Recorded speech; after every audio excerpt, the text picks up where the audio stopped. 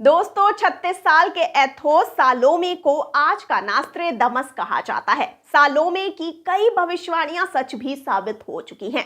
Corona महामारी हो या ब्रिटेन की महारानी एलिजाबेथ द्वितीय का निधन, कई वैश्विक घटनाओं के बारे में उन्होंने पहले ही बता दिया था। यूक्रेन युद्ध के बारे में भी एथोस सालोमे ने भविष्यवाणियां की थी। दोस्तों, दुनिया भर में नास्त्रेदमस की भविष्यवाणियां काफी मशहूर है। कभी डराने तो कभी आगाह करने वाले अनुमान कुछ मामलों में सही तो कुछ मामलों में गलत साबित हो चुके हैं। लेकिन नास्त्रेदमस ने अगर आने वाले समय के लिए कुछ कहा है तो उसे नजरअंदाज नहीं किया जा सकता है।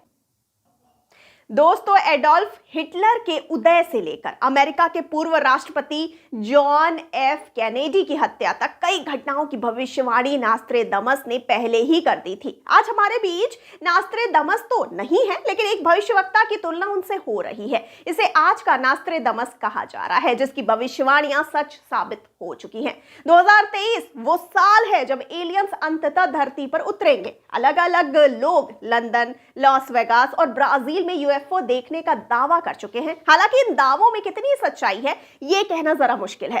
अब तक दुनिया में एलियंस से जुड़े किसी भी दावे की पुष्टि नहीं हो सकी है, लेकिन यूएफओ हंटर मैट वेल्स का कहना है कि एलियंस हमें मैसेज भेज रहे हैं। एलियंस को धरती के लिए खतरा बताने वाला एक और कहानी सामने आई है। हमारी आकाशगंगा मिल्की वे में 4 एलियन सभ्यताएं मौजूद हैं जो धरती पर हमला कर सकती हैं।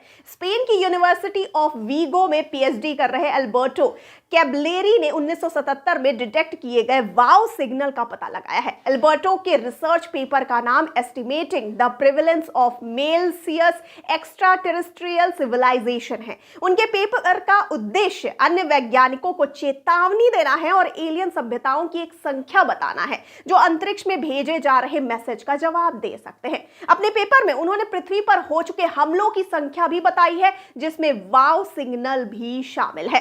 दोस्तों, एल्बर्टो के अनुसार 4 एलियन सभ्यताएं हमारे ग्रह पृथ्वी पर हमला कर सकती हैं। उन्होंने वैज्ञानिकों को मैसेजिंग एक्स्ट्रा टेरेस्ट्रियल इंटेलिजेंस यानी METI का इस्तेमाल करने में सावधानी बरतने की भी चेतावनी दी है। उन्होंने कहा कि हम दूसरी दुनिया के लोगों के दिमाग के बारे में नहीं जानते। दूसरी दुनिया की सभ्यता के लोगों के पास बिल्कुल अलग रासायनिक संरचना वाला दिमाग हो सकता है। संभवतः उनके पास सहानुभूति ना हो या उनके पास और ज्यादा मनोवैज्ञानिक व्यवहार हो। हम एलियंस को हमारी सोच से कहीं पहले ही धरती की ओर आते देख सकते हैं। लॉस वेगास, पेरिस का आईफिल टावर, ब्राजील, चिली और जापान के आसपास में कुछ असामान्य घटनाएं देखी जा चुकी हैं। दुनिया के कुछ सबसे प्रसिद्ध जगहों पर इन घटनाओं को लगातार देखा जा रहा है। बड़ी संख्या में यूएफओ हंटिंग ग्रुप्स, जिनका एक दूसरे से कोई संबंध नहीं है, वे एक ही बात की रिपोर्ट कर रहे हैं। एथोस सालोमे नाम के एक स्वघोषित भविष्यवक्ता ने भी इसी तरह का दावा किया था। सालोमे ने कहा था कि एलियंस अमेरिका के top secret area 51 air base पर स्थित एक अंडरग्राउंड पोर्टल से बाहर आ सकते हैं। 36 साल के एथोस सालोमे एक स्वघोषित भविष्यवक्ता है। वो प्रिंस हैरी और मेगन मार्कल के भविष्य को लेकर दावा कर चुके हैं। उन्होंने अनुमान लगाया है कि शाही परिवार से अलग हुए कपल का भविष्य कैसा होगा। एथोस को लोग जीता जागता नास्त्रेदमस भी कहते हैं। उनका दावा है कि उसने कोरोना महामारी और क्वीन एलिजाबेथ द्वितीय की मौत जैसी कई वैश्विक घटनाओं की सटीक भविष्यवाणी की थी। दोस्तों, एथोस के मुताबिक अगले साल हैरी को जिंदगी में बड़ा झटका लगेगा, लेकिन अगले महीने से ही प्रिंस के लिए चीजें पटरी पर आ जाएंगी। हालांकि उन्होंने मेगन के लिए आने वाले कुछ वर्षों में किसी बड़े बदलाव का अनुमान नहीं लगाया है। दुनिया भर के मनोवैज्ञानिक उनके पास सीखने के लिए आ रहे हैं। एथोस ने कहा कि उसे 12 साल की उम्र में पहली बार यह एहसास हुआ कि उसके पास ऐसी शक्तियां हैं जो दूसरों के पास नहीं है, लेकिन उसने इसे छिपा कर रखा क्योंकि हंसी का पात्र नहीं बनना चाहता था वो। लेकिन अब उसने अपनी क्षमताओं को अपना लिया है। एथोस ने कहा कि उन्हें ढेरों ऐसे मैसेज मिलते हैं जिनमें लोग कहते हैं कि पागल कहे जाने के डर से वो अपनी क्षमताओं को दबा रहे हैं।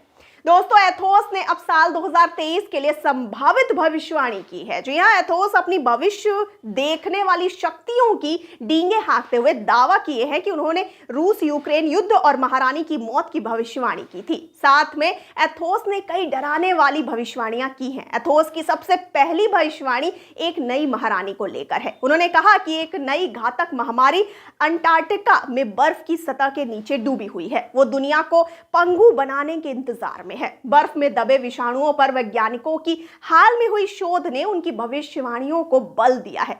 शोध में लगभग 50,000 साल पुराने ज़ोंबी वायरस की खोज शामिल है। 2021 में ओहायो यूनिवर्सिटी के शोधकर्ताओं की एक टीम ने तिब्बती ग्लेशियरों में निष्क्रिय पड़े 28 अज्ञात वायरस की खोज की थी। माना जा रहा है कि जैसे जैसे ग्लोबल वार्मिंग बढ़ेगी, ये वायरस का खतरा बनेगा। एथोस का मानना है कि अंटार्कटिका की बर्फ से ये वायरस निकलेंगे। एथोस ने कोरोना से जुड़ी दूसरी भविष्यवाणियां की थी। इसमें उन्होंने दावा किया कि कोरोना कम नहीं होगा, लेकिन वायरस की एक नई दवा बनाई जाएगी जो वास्तव में शैवाल से बनेगी। एथोस ने विशेषज्ञों का हवाला देते हुए कहा कि हरे पौधे में कई पोषक तत्व पाए जा सकते हैं। दोस्तों, नाइट्रोजन और पोटेशियम की उपस्थिति से बने विभिन्न प्रकार के पोषक तत्व पाया जा सकता है। इनमें खनिज, विटामिन है जो दिल से जुड़ी दवाइयों में इस्तेमाल होती हैं। कोरोना में कई मामलों में SARS-CoV-2 हार्ट अटैक भी देता है। वायरस के अलग एथोस ने 2023 के लिए एक अजीबोगरीब भविष्यवाणी की है। उनका कहना है कि अमेरिका में स्थित एरिया 51 में कई राज दबे हुए हैं। एरिया 51 में कोल्ड वॉर के समय से ही यूएफओ से लेकर एलियन तक की थ्योरी दी जा रही है। अब एथोस ने इसे लेकर दावा किया है कि इसमें गहरी गुफा है जो 2023 में खुलेगी। उनका दावा है कि यह गुफा दूसरी दुनिया का रास्ता होगा। उनका कहना है कि ये गुफा लोगों को टाइम और स्पेस में घूमने का मौका देगा। दोस्तों, ये मौका हमें क्रिश 4 की स्टोरी तक लेकर जा सकता है। क्रिश 4 में भी एक ऐसा ही एस्ट्रोलॉजर को इंट्रोड्यूस कराया जाएगा जो क्रिश और उसकी टीम को आने वाली प्रॉब्लम्स को लेकर बताएगा, लेकिन उस पर कोई यकीन नहीं करेगा। जब उनका यकीन हकीकत में तब्दील होने लगेगा, तभी सबको आने वाली दिक्कतों के निदान के लिए उस एस्ट्रोलॉजर के पास जाना पड़ेगा। तो दोस्तों, आपको क्या लगता है, क्या क्रिश आने वाली परेशानियों से दुनिया को बचा पाएगा? हमें कमेंट सेक्शन में अपनी राय जरूर बताइए। हम फिर मिलेंगे एक नई वीडियो के साथ। तब तक के लिए आप जाते जाते इस वाले वीडियो को कर दीजिए लाइक और शेयर, और चैनल को सब्सक्राइब करना बिल्कुल ना भूलिए। और मुझे यानी श्रुति को दीजिए इजाजत। नमस्कार।